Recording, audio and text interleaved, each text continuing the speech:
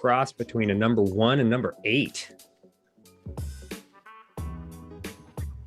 Nice. Little bit of bad head. Yep. I wish. Cat I'm head. looking forward to that. Yeah, cat head. Absolutely.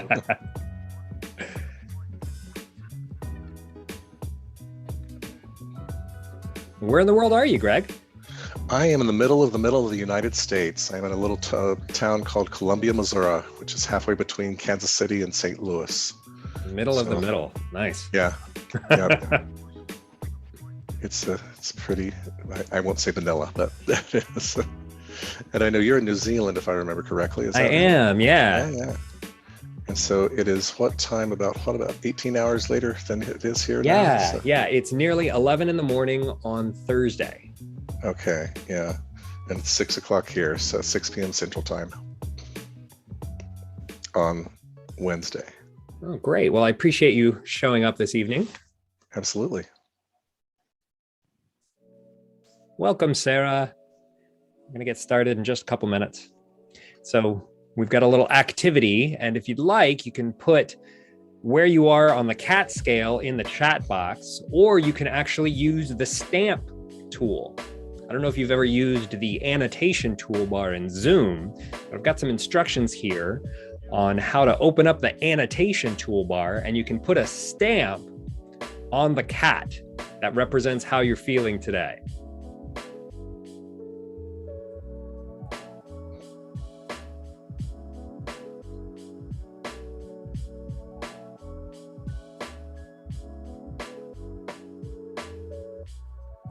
We'll be doing an annotation exercise later in the masterclass, so this is a good opportunity to just familiarize yourself with the tool.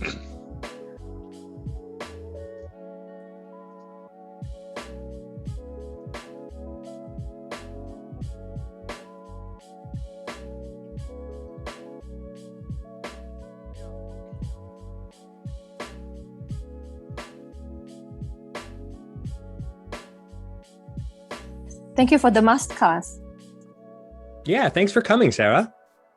No problem. I saw that you are a marketing coach. I am. Nice. Yeah. We are all SPI Pro member, right? I sure am. That's right. Oh, yeah. We are. Okay. Yeah. Good. So my question is, you have cats? Yes. I have a scale of cats, and I'd like to know what kind of cat most accurately represents how you're feeling today. Oh. If you'd like to use a stamp, you can. But if a stamp is too tough, you could just type a number in the chat box too. Okay. Do you have dogs? I don't have dogs, but you know, it's funny, Sarah, because I'm a dog person. Oh, I see. Yeah, me too. Yeah, I have dogs. Yeah. My wife is allergic to cats, so we don't allow them in the house. Oh. Okay. I prefer dog. I was raised with lots of dogs and lots of cats, but at the end I prefer dogs. Yeah. Great. Well, we are going to go ahead and get started here just as soon as I can get my mouse all set up.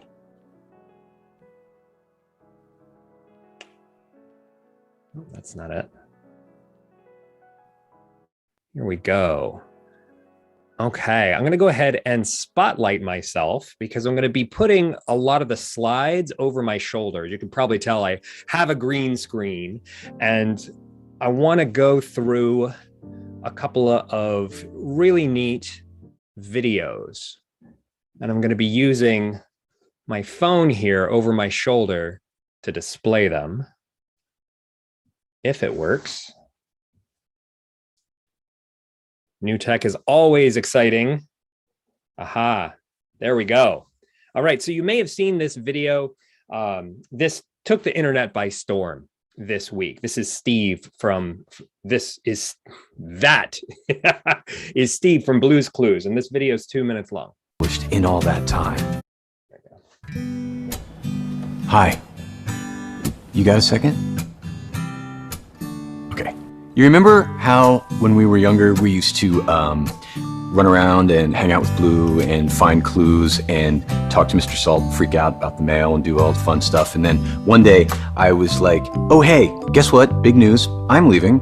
this is my brother Joe. He's your new best friend. And then I got on a bus and I left. And we didn't see each other for like a really long time. Can we just talk about that? Great. Because I realized that was kind of abrupt. I just kind of got up and went to college. And that was really challenging, by the way, but great, because I got to use my mind and take a step at a time. And now I literally am doing many of the things that I wanted to do. And then look at you, and look at all you have done and all you have accomplished in all that time. And it's just so amazing, right? I mean, we started out with clues, and now it's what? Student loans and jobs and families. And some of it has been kind of hard. You know? I know you know. And I wanted to tell you that I really couldn't have done all of that without your help. And in fact, all the help that you helped me with when we were younger is still helping me today, right now. And that's super cool. I guess I just wanted to say that after all these years, I never forgot you, ever. And I'm super glad we're still friends. Thanks for listening. You look great, by the way.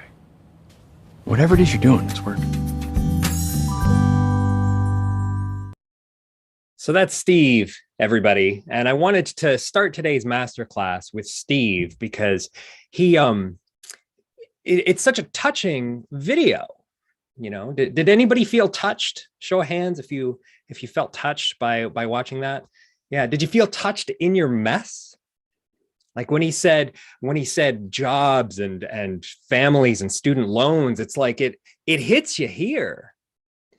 And that connection, that's what we're going to be talking about today. In today's masterclass, your message equals your mess plus age. So I'm going to go through a quick agenda so we know what we're discussing. We're going to talk about the clarity of the truest you, and how you can use this clarity to resonate with your audience. We'll talk about how desperation repels and common unity attracts, why your greatest wound is your greatest power, and how to fake it till you make imposter syndrome your friend. And we're also gonna have an Anchor brand content workbook. I'll give you the link to this at the end. For those of you who registered live, you should have received a link to this earlier today. And if you're watching this on the replay, there should be a button somewhere nearby to get this workbook. And what this workbook does is it helps you create repeatable content that you can use to attract your audience.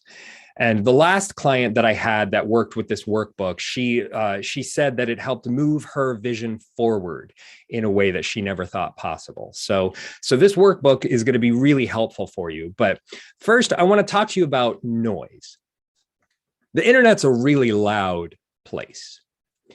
Every day on the internet, there's more than 2 million blog posts published. There's 294 billion emails sent every single day. And 864,000 hours of video just in one day. And so to stand out from all of that noise, the best thing that you can do is resonate.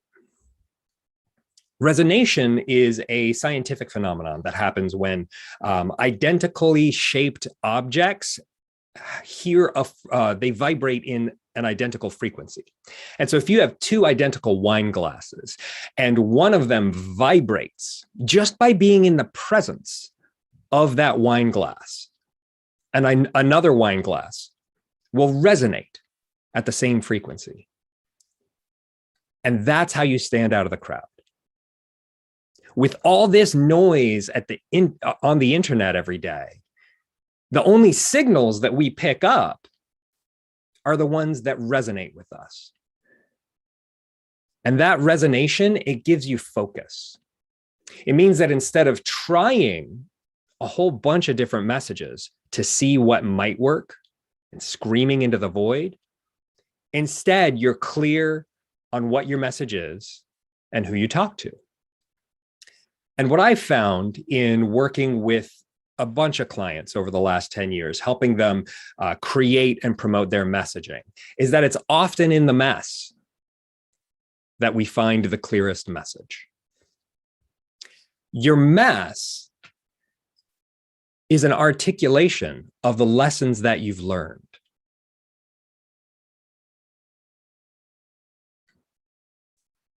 Ron Tite likes to say that imperfection leads to trust, that it makes you real and powerful and believable.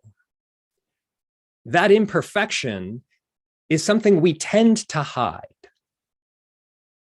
for a bunch of reasons, but it's in sharing our imperfections that we become real to others. We get into problems, though, when we share the imperfections too soon, when your mess hasn't aged. Roadkill is so gross because it's fresh mess. It's just happened. People avoid it to the extent that this guy did with the winner of the Not My Job award, where he didn't even want to touch it. He just painted right over it in the highway. But this same kind of mess, when it's preserved and when it's aged, is the sort of thing that we study. If a roadkill is a fresh mess and a fossil is an aged mess, then this gives you a clue for how to find your message. We have to let our mess age to really find it. Julia Cameron, the author of The Artist's Way, likes to say that it's impossible to get better and look good at the same time. If you want to improve, you're going to get messy. It's part of the territory. So I'll share with you one of my messes that's led to my message. I was in a spelling bee when I was in 5th grade, and I won unexpectedly. I didn't try very hard. I just kind of showed up and spelled words right repeatedly, because I was an avid reader and I had a good enough handle of the English language that I fumbled my way into winning this spelling bee.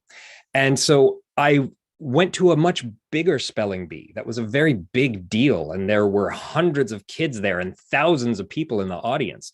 And they gave me all this stuff to study that I didn't bother with. I just thought, well, I'm good at spelling. I'm going to show up and win this spelling bee too. And they were really proud of this cutting edge technology that they had at the time, where they had a cassette recorder and they plugged it into the mic so that they could record kids speaking their words and spelling them. And they had this complicated set of rules for how to challenge the judges. If you think that you spelled a word right and the judges said you didn't, you could go back to the tape. So they explained this to the hundreds of kids that were on the stage. And then we started the spelling bee and I lost early in one of the early rounds. I don't remember what word I misspelled, but I was really distressed that suddenly I had lost this spelling bee, and I walked off stage and I thought, oh, this is all done. And this lady in the wings said, do you want to challenge the judges and stay in the spelling bee? And I was a kid. I was like, yeah, I want to stay in the spelling bee. And so she walked me to the judges' table and they stopped the spelling bee. And the whole audience got a flutter because there was somebody challenging the judges. So they went to the tape and they played it on the speakers for the entire audience to hear. And thousands of people heard me spell the name wrong, spell the word wrong. And it was the most embarrassing moment of my life. And I've never shared this story publicly. My wife didn't even know this story. My wife of 20 years. I told her a couple of weeks ago and she said, you've never told me about this mess. But this mess, when I fled the auditorium in tears, that crafted the core of my message. That might be why I've spent so much time on stage in my life. I've done Shakespeare in the Park dozens of times. I was a street musician for a bunch of years. I've been a professional public speaker for a while. I used to travel around and go to conferences, and now I do it virtually. But every time I have a performance, I show up prepared. I do my work. I get ready for the experience. And that message of showing up prepared and giving your best, that's underneath everything that I do. And I found this message because of my mess. You know, it's vulnerable for me to share this with you, that I had this mess and I looked this bad. But as Brené Brown tells us, feeling vulnerable is a reminder that you're alive. But this is a very delicate line to walk. The reason why vulnerability is difficult to share is because it's gross. Your mess is smelly and it's stinky and it's like compost. You know, you throw a whole bunch of garbage on the compost pile, and if you rummage around in the top of it, it's disgusting. But down at the bottom, you get some of the richest soil to grow your food. There's this concept in gardening called vermiculture, and it's disgusting. I'll just go over the basics with you. You use earthworms to get their castings in a compost pile. It's their poop. And earthworm castings are so nutrition rich for plants that that plants flourish when they grow out of this mess. But that mess isn't ready until it's aged. A fresh mess is repulsive and smelly and gross, but when it decomposes and it leaves the purest artifacts of the experience, then it can create some amazing things. You know, something happens to you in your life and you have this mess and it creates a necessary change, and that change stinks, and then you react to it. And during that time, your mess isn't ready to share. But after, you get some distance from your mess. You integrate it into this new version of yourself. And then you begin to doubt. That doubt is the key step, because suddenly that mess becomes your message. And it's when you begin to doubt that you know it's ready. We'll get into how that doubt works in a little bit. But first, I want to talk to you about why it makes you unique. Your mess is the most unique thing about you. Other people can mimic your vocabulary and your stance and your dialect, but nobody can mimic your mess except you. Your mess and the lessons that you've learned from it, those struggles, that's what's made you who you are. And there's no one alive who is youer than you. Your mess is the clue to what creates unique distinctiveness about you. If you want to stand out of the sea of sameness, using your mess to guide you to your message is one of the most surefire ways that I know of how to do that. I belong to this program called Thought Leaders Business School, and the founder of the program, Matt Church, is a famous public speaker in Australia, and he likes to say that it's not a personal development program, but you will go through personal development in the program. The purpose of the program is to help clever people be commercially smart. And so they teach us to package and repurpose and sell our ideas. But there's a lot of personal development exercises that we go through on the path to find those ideas and to clarify our messaging. And one of the exercises that we use is called the timeline exercise. And we're going to do this exercise today. It consists of 3 questions. What happened? What did you make it mean? And what's that about? Those 3 questions make up the timeline exercise. What happened? What did you make it mean? And what's that about? So right now, we're going to go into a little bit of thinking time. And I want you to get a pen and paper and write down 3 to 5 options for your mess. Okay, you've had plenty of messes, especially if you've got the benefit of having gone through a dysfunctional period in your life. And I want you to write down, what are those messages that could be underneath your message?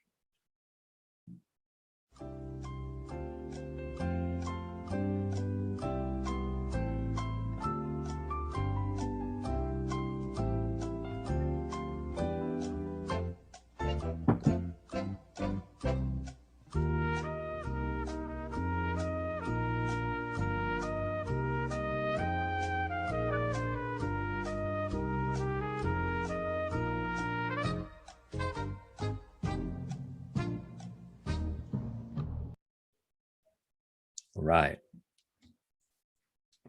You should have some good candidates for your mess. So now the second question, we're just going to have 30 seconds. Next to each of those options, write a word or a phrase for what you made it mean.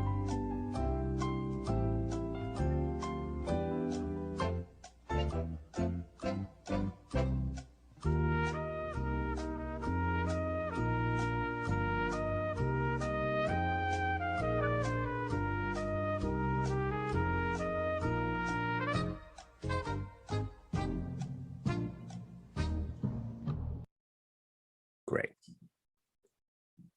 And now for the third question, see if you can find a word. What's that about?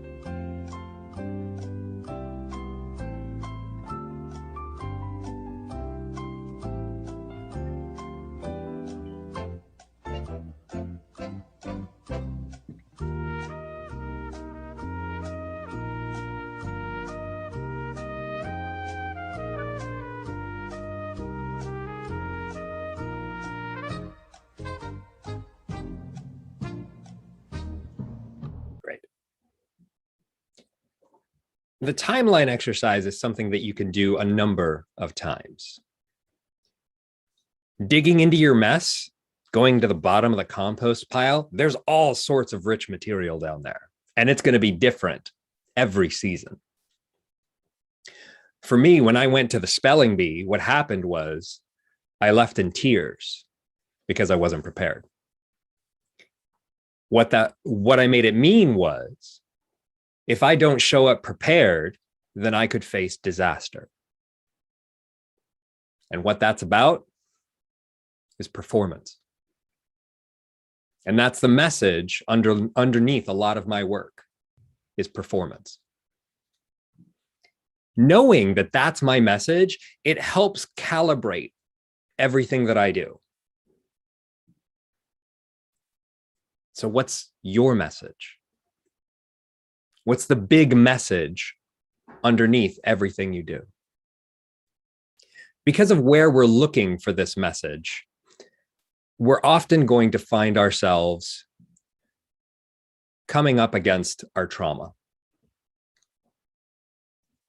Your biggest messes are usually the most traumatic, but your greatest wound is your greatest power.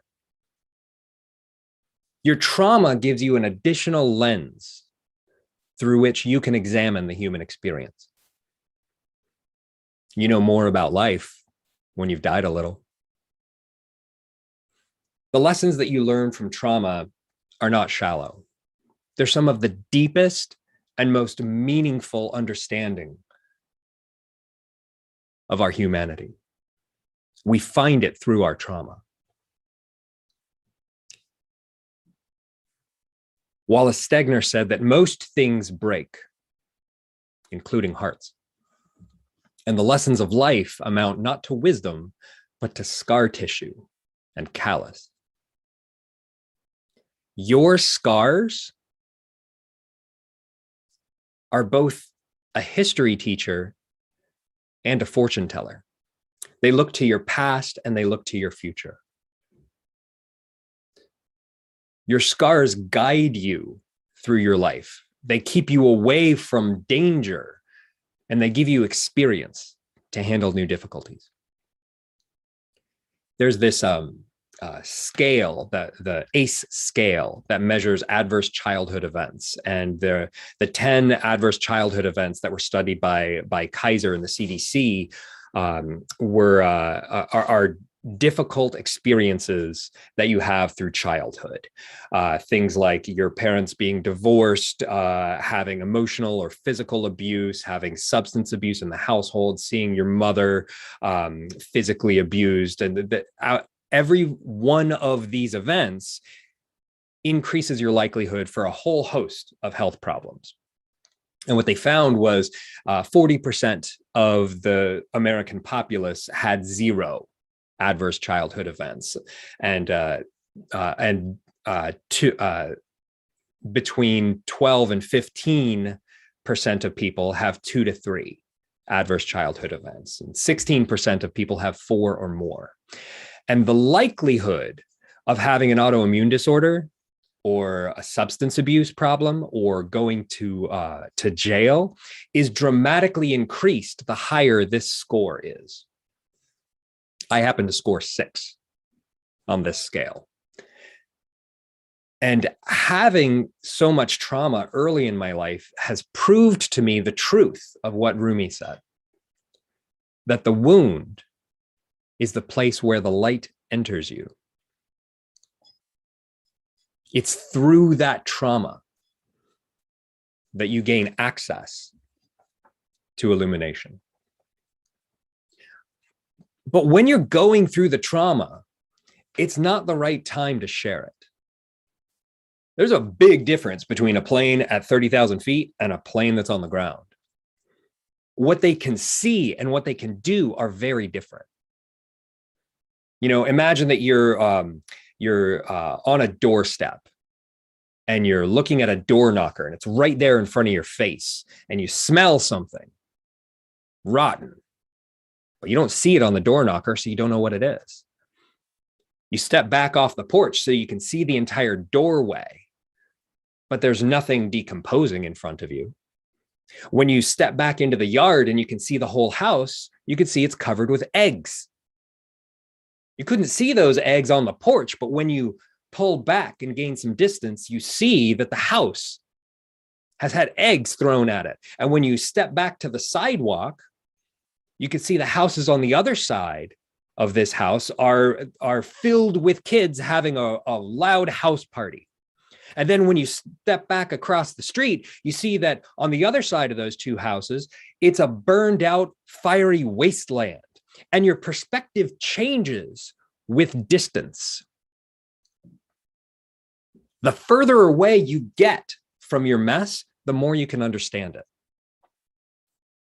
Your mess is at the vanishing point. And if you're at the vanishing point too, there's nothing that you can really see. But when you gain distance, and that distance might be geographical or temporal or metaphorical, the distance gives you perspective to understand what happened. Every event that happens in our lives, we spiral around it in greater circles. And we see it every season from a different angle and a different distance. And that gives us understanding. The same thing can mean very different things depending on how far away you are from it. A war is a battle for resources, but also for blood. A general understands a war very differently than a refugee. The way that we understand a war happening today is very different than a war that happened 1,000 years ago, because the distance is so different. There's an author by the name of Dave Ramsey. He does a bunch of personal finance books. And he tells this story in the beginning of a lot of his books about driving his Jaguar into a gas station. And he fills up the tank and he doesn't know if his card is going to be declined or not. And that's his origin story for then going on to become a personal finance magnate who can teach other people how to manage their finances. He's gained a lot of criticism because he doesn't practice what he preaches. You know, he tells you how to pay off your credit cards using a debt snowball and how to cut your expenses. But what he did was go bankrupt and wiped his debts clean. So he's rightfully earned some criticism for hypocrisy. But I want to focus on this story that he shares of driving into a gas station with his Jaguar and having his card declined because he can't pay for the gas. When he leaves that gas station and he says, you know, I've got this great idea for paying off credit cards in a debt snowball. Are you going to believe that guy? If the same guy 20 years later says, I had my card declined on my Jaguar, and then I did all of these things, I gained all this distance from my mess, and now I want to share with you my message. Isn't that much more believable? It's because of that distance that you earn the right to share your message. So don't share it too soon. This causes a whole host of other problems with secrecy. Keeping your mess secret decreases your authenticity. The nature of a secret is to be unknown. And we all keep secrets. There was a study done by the Journal of Personality and Social Psychology, and they studied 10 different studies. It was a meta study that had 13,000 different secrets in 38 different categories. And they looked for patterns in all of these secrets that people keep. And they found that the average person keeps 13 secrets. And 5 of those secrets they've never told to another person. And I don't know how many secrets you have kept, but I know it's a fair number.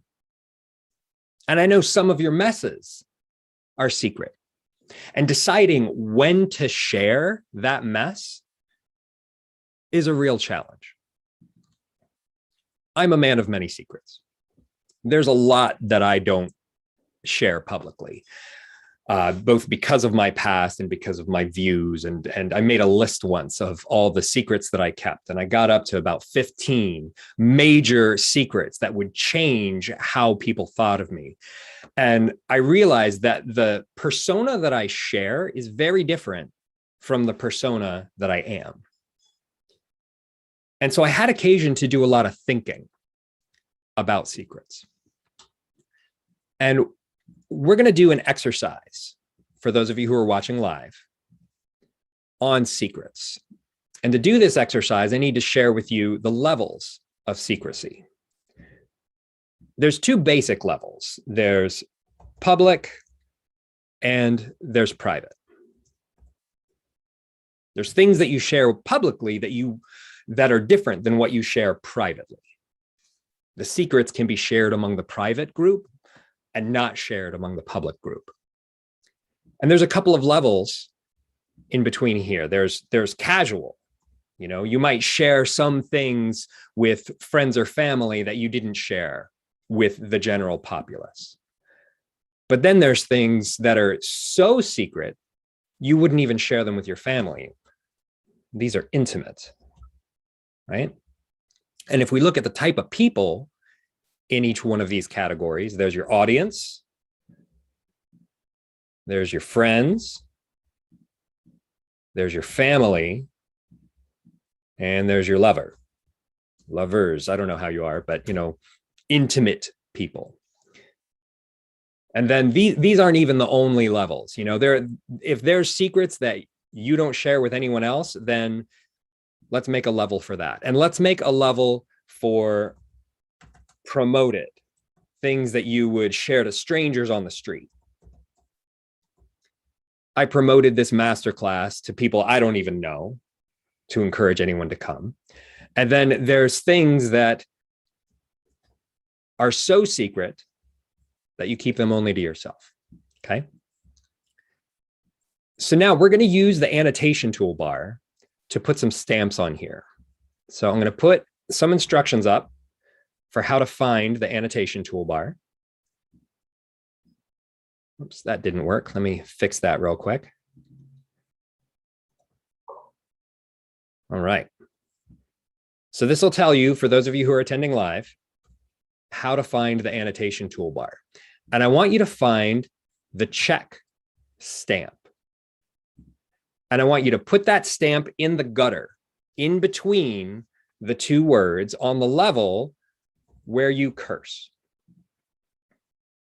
Where do you feel comfortable cursing? Do you curse in public so that anybody can hear you? Do you curse in private, only with your family? Where do you curse?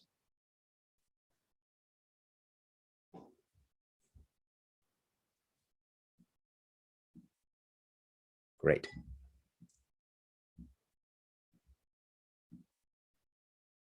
For the next stamp, for the arrow, I want to know where you talk politics. Do you talk politics with anyone and everyone? Do you talk politics with your family or not with your family? We all have different levels of comfort and different levels of secrecy depending on the topic. For the next topic, I want to know where you talk about money. And I mean like really talk about money, your bank balance. Not your investment strategies for the future, but how much money you have this week. If you ran out of cash, who would you feel the most comfortable talking with?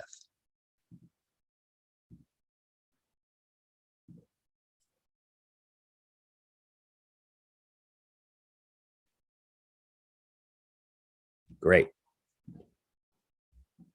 All right, for the next one, where do you talk religion?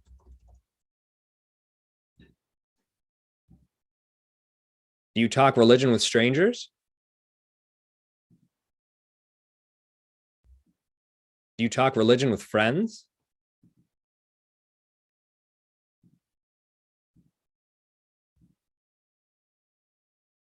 Do you talk religion with nobody?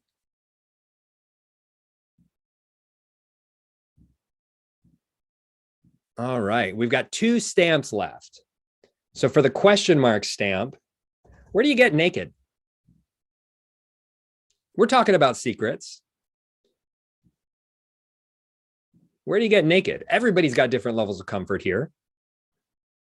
Some people are nudists and they get naked with anybody, with strangers, with friends, with family. Some people don't let their partner see them naked.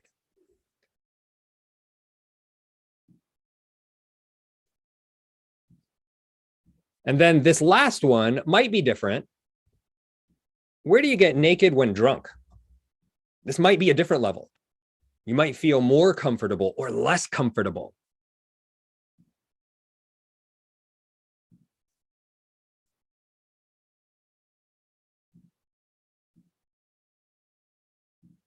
Great. This gives us a really good spread of where the levels of secrecy are. Excellent. Great. Thanks for doing that exercise with me. That was really fun. Okay. So the secrets that you share, they demonstrate your authenticity. You know, I'm gonna come back into this whiteboard because I want to. No, you know what? We're gonna take a second and have Mr. Gary Vaynerchuk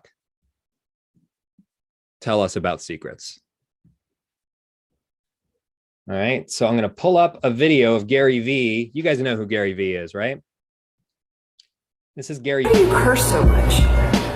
For a guy who doesn't need to. Because I only believe in authenticity. It's how I talk. When I think about, do I care about my employees? It feels more in my brain and my heart and my soul. Do I give a fuck about my employees more than do I care about my employees? That's from my brain and heart to my mouth. But I feel like there are people who will never consume my content. Oh, are you kidding me? Because of the F. I am willing to deal with the ramifications of me being my full self. Do you curse at home? A ton. In front of your kids? Yep. I'm just not devastated to go into my 4th grade teacher and Mrs. Thompson's like, you have a real problem. What's that, Mrs. Thompson? Your daughter curses. I just don't see that as a real problem. Me and Mrs. Thompson just don't see the world the same way. I am the byproduct of Mrs. Thompson telling me my whole life that I would be a failure. Mrs. Thompson thought that a D in science was going to be my downfall, just like she thinks saying fuck is her downfall. I don't agree. Why do you curse so much? So there's no right or wrong way to decide where your comfort level is with your secrets. You can curse anywhere you want. And as we've seen, Gary Vaynerchuk is hugely successful. And he curses right up here at the top. He curses to strangers and he doesn't care. What Gary's done is he's maneuvered this line. This line is adjustable. You know, this line creates a distance right here. And this distance is your authenticity. You're much more authentic with yourself than you are with the public. You're more authentic with your partner than you are with your family. The more secrets that you share, the more authentic you are. And what Gary's done is he's taken this line and he's moved it up, which creates more distance and more authenticity. So people in the public, they resonate readily with Gary Vaynerchuk, especially if they like to curse, because he's providing a message that they really like, that they vibe with. But you can also move this down. And this is something I've done a lot in my life because I'm a man of many secrets and I don't share a lot about my life. And because of that, my authenticity is stunted, not just with my audience, but with myself. And that's caused me to do a lot of thinking about sharing secrets, which is what we're going to discuss next. When you have secrets, you create a displacement between who you are and who people think you are. We like people when we align with them or with what we know of them. And learning a secret requires that we realign our understanding of this person. Now, for people like Gary Vaynerchuk, he follows the advice of Queen Victoria, that it's worth being shot at to see how much one is loved. The people who love Gary Vaynerchuk fanatically love Gary Vaynerchuk. And the people who don't like him, he doesn't bother with. He knows that they're not going to like him. So his comfort in sharing secrets is very different than other people. In occult literature, there's this idea that giving someone your true name gives them power over you. And that's what a secret does. Sharing a secret creates either intimacy or repulsion. Secrets are the shadow obscuring our authentic self. And bringing a secret to light, it can turn some people away, but it can also bring people closer to you. In my experience, and with what I've seen with my clients, sharing secrets attracts the right kind of people to you after your mess has aged. When your mess is too fresh, it's clouded by desperation. Dave Ramsey can't fill up his Jaguar and he wants to sell you some financial advice. You're thinking, well, this guy just needs to fill up his tank. He's desperate. I don't know if it would be worth it for me to support his desperation. But if he's already a multimillionaire and he wants to sell you some financial advice, it makes a lot more sense because the desperation is gone. The secrets that we keep, they run a lot of our unconscious programming. And the study that I cited earlier from the meta study that looked at 10 different studies about secrets, they found that the biggest benefit to sharing a secret was that it no longer preoccupied your thinking. Carl Jung, the famed psychotherapist, said that until you make the unconscious conscious, it will direct your life and you will call it fate. My secrets were tearing me up inside. And I worked with a life coach to go through some childhood trauma that I was dealing with.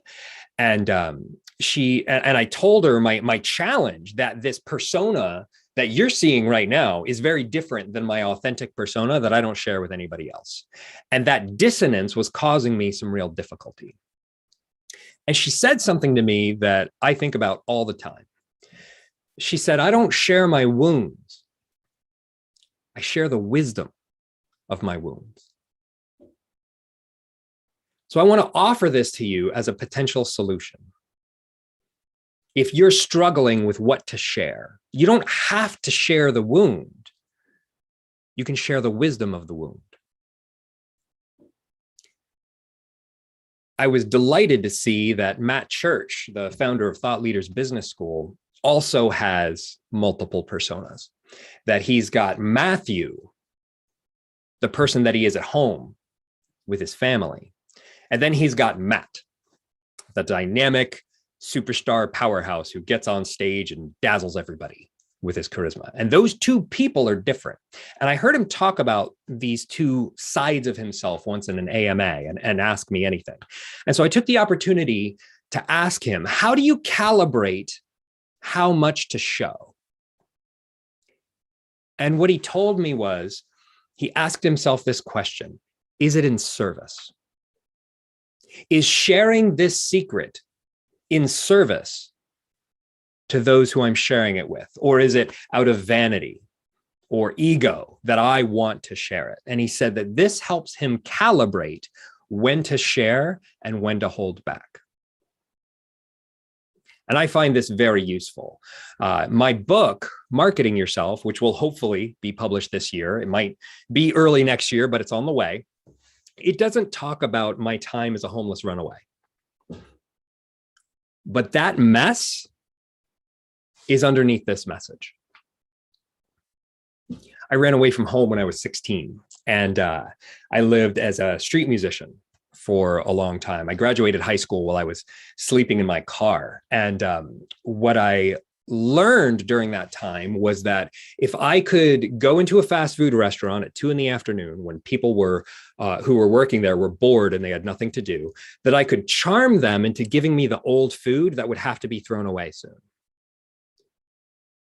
I learned that by offering environment and ambiance to people for free, by playing a guitar on a street corner, would fill my guitar case with coins that I could use to survive another day. I learned that by marketing myself, I could survive. That's the mess underneath this message, but I don't share it in the book. Because I don't share my wounds, I share the wisdom of my wounds. Right now. Anyway, my plan is to eventually share more of my wounds. And these are the 3 books that I want to write. If I write these 3 books, I'll consider my life's work complete. Marketing Yourself is going to print, hopefully later this year. Life Balance is my next book. And I'm just beginning to explore the mess that leads to this. I suffer from an autoimmune disorder because I nearly worked myself to death getting to New Zealand 4 years ago. And this disorder has some disgusting symptoms I'm not going to share with you today. But I struggle with chronic fatigue, which means that sometimes I have the energy to get through the day and sometimes I don't. And what I've learned in dealing with this mess is I'm finding very valuable, not only for myself, but others who suffer from this condition have found it valuable as well. But I'm not ready to share this mess yet.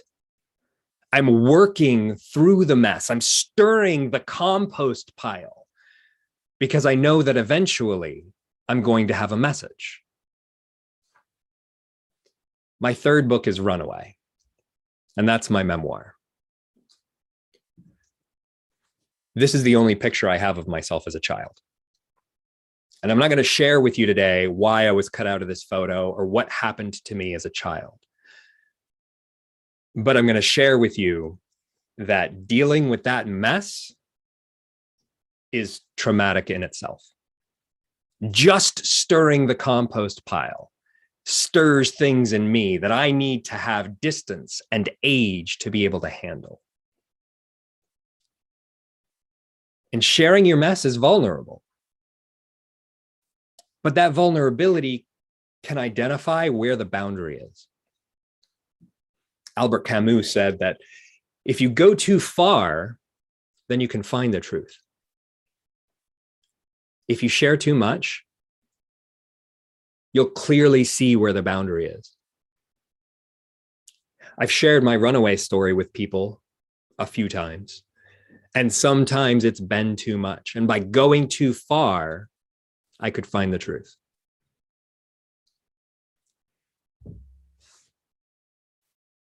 A lot of us suffer from this condition called imposter syndrome. 70% of people statistically suffer from this. But the good news is, if you feel imposter syndrome, it's a good thing, because imposters don't feel this feeling. Imposter syndrome is a natural consequence of growth, because your growth creates a gap between who you are and who you used to be. Your identity is stuck in the past with all of your memories, and there's a lot of those, and all of the validation of who you used to be. And this new you that you've been for just a little while, somebody might know you for just a moment and think you're great. And that positive feedback is so easy to ignore, because that person only knows who you are right now. They don't know all the mistakes that led to you becoming this person. But it's through those mistakes that we earn mastery. Most of the masters of their craft have learned it because they failed. And so they feel like imposters. John Steinbeck says, he used to say, I'm not a writer. I've been fooling myself and other people. Maya Angelou said that after 11 books, she always thought, they're going to find out. I've been running a game on everyone. Albert Einstein said that the exaggerated esteem of his life work made him feel that he was an involuntary swindler. If you feel imposter syndrome, you're in good company. Matt Church identified it, that the truer the angle of your edge, the more you feel imposter syndrome. Imposter syndrome is a very common feeling in the thought leaders community, because the reason why we've gotten good at something is because we struggle with it. Matt talks about this phenomenon called the irony of expertise, and that, because he's seen it in so many experts, that you gain expertise in something that you struggle with, and you keep working at. And you keep working at it, and you learn through repetitive failure. And when you see all those failures, you think that you stink. But those failures earn mastery. The only difference between a master and a novice is that the master has failed 10,000 more times than the novice has ever tried. We're all fakers. Every expert begins unqualified. Knowledge can be gained by study, but experience is only earned by the fakers, by the ones who are doing something they have no business doing, but they do it anyway, and they make it their business. James Clear said that anything new is accomplished by unqualified people. Because if you're doing something new, you're not qualified to do it by definition. But that newness makes you unique. Lady Gaga said that being different is a talent. You illuminate what makes you special in the sea of sameness around you. And that illumination can lead you to this Japanese concept known as ikigai. Ikigai is an overlap of 4 areas. There's what you love, what you do well, what the world needs, and what the world will pay for. And the overlaps between these are your passion, your vocation, your career, and your charity. And that's if you overlap 2 of these circles, you can find one of those. If you overlap 3 of these circles, you'll feel satisfied, or you'll feel fulfilled, or you'll feel content, or you'll feel comfortable. But ikigai, the bliss, is when you feel all 4. I'm confident that what you do well is covered in your mess. Your mess is what gives you mastery of your topic. There's this YouTuber named Mark Rober, and he talks about the Super Mario effect. How if you give a kid a series of 12 buttons and you ask them to hit the buttons in a certain order and hold them for a certain length of time, they won't care. But if you hook those buttons up to a controller and have that controller guide a pixelated plumber to stomp on turtles and save princesses, they'll sit there and practice again and again and again until they do it well. And it's the repetitive failure that allows them to do that. Failure feeds learning if it's fun. So what mess have you been unable to get away from? What mess reveals your message? This is easier to find with age. As David Bowie said, that through age, you become the person that you always should have been. And that mess, if you let it out of you, it can save you. But as St. Thomas said, if you don't bring it forth, then it will destroy you. And that's what your mess can do for you and to you. Those are the stakes. It can save you or destroy you. So now I want to go over the agenda, make sure we've covered everything. We've only got a few minutes left. We've talked about how the truest you brings the most clarity to your message, how desperation repels, and the common unity, the resonation, is what attracts. How your greatest wound is your greatest power. And then when you fake it till you make imposter syndrome your friend.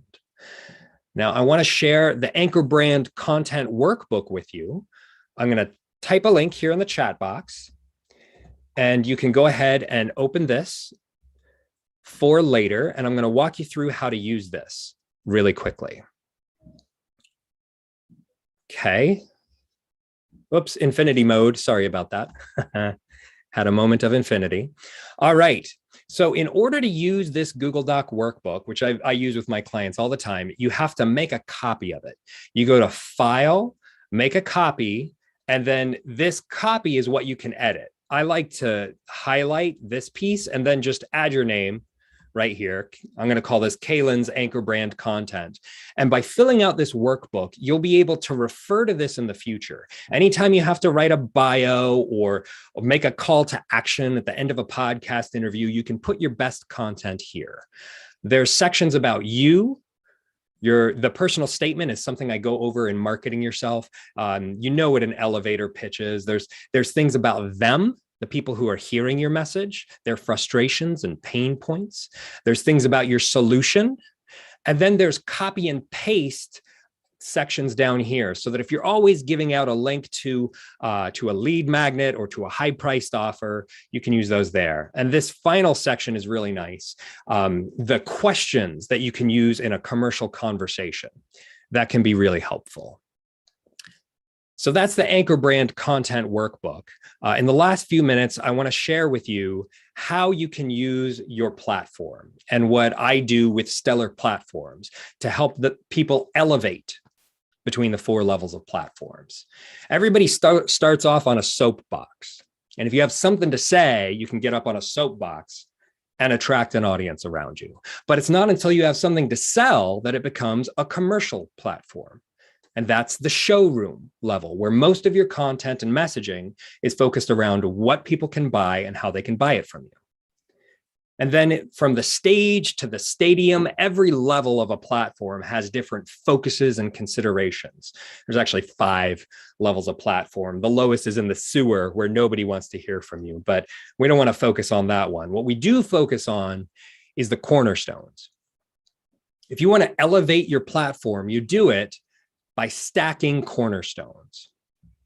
Every platform has these 4 cornerstones: what you say, what you sell, your strategy, and your systems. And if any one of these cornerstones is weak or is lower than the others, then your platform will always be leaning in that direction.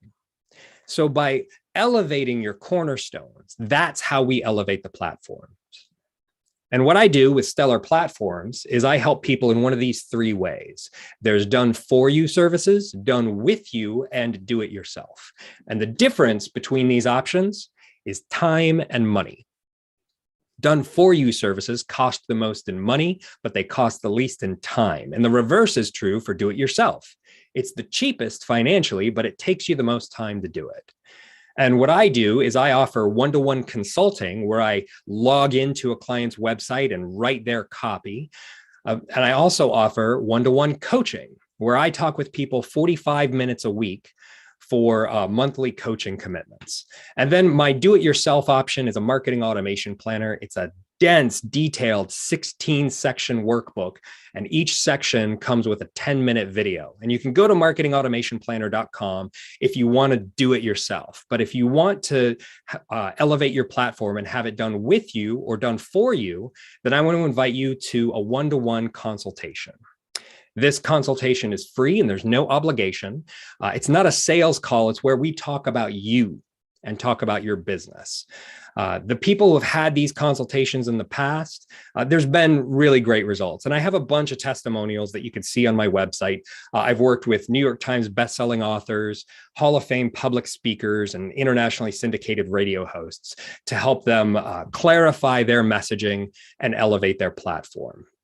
And so when you go to the link I'm going to put in the chat box right now, you're going to see this big orange button to apply for a discovery call. You can scroll down and read more testimonials.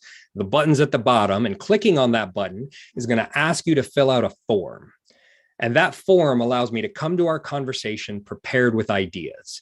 And if at the end of this 45-minute conversation, I think that there's room for us to do some work together, I'll invite you to a second call. And in that second call, we'll talk about my programs and how we could potentially work together. So I'm going to put this link in the chat box for caelanhuntress.com/coaching. And if you're interested in a discovery call, then go ahead and fill out the form there, and you'll get a link to my calendar so you can schedule a time for us to talk. And the final link that I'm going to put in here is a survey. I'd like to know how I did today, because part of my imposter syndrome is that I'm going to freak out in about 30 minutes. And I'm going to remember everything I did wrong in this presentation. And that's why I've become a good performer, is because I'm always doing retrospectives to see how I could improve. And something that would really help me to improve is to hear your honest feedback. So that final link that I put in the chat box, you can take the survey anonymously if you like, or if you're not on my newsletter list, you can use it to subscribe to my newsletter. And I'd love to know if you found today's presentation useful. Now we're at the end of our time today. So if you need to skedaddle, I totally understand. But if anybody wants to stick around for some Q&A, I'll be around for about 10 more minutes. But if you need to leave, then thanks so much for spending this time with me. Have fun out there.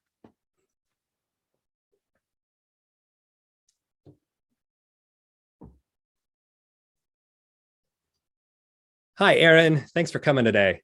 Good to see you.